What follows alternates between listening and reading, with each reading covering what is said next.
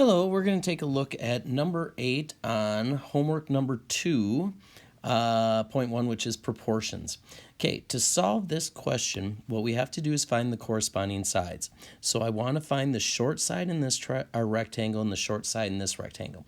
Those are corresponding sides, so I'm going to put those in a ratio.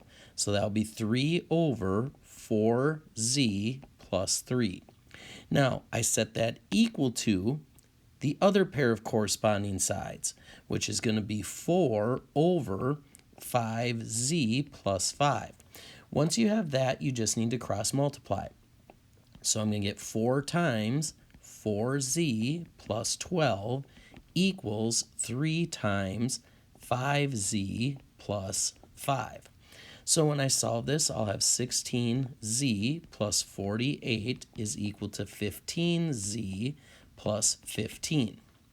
So the next thing I'm going to do is get my variables together. So I'm going to subtract 15z, and I'm going to subtract 48 and subtract 48. 16z minus 15z just leaves me with 1z.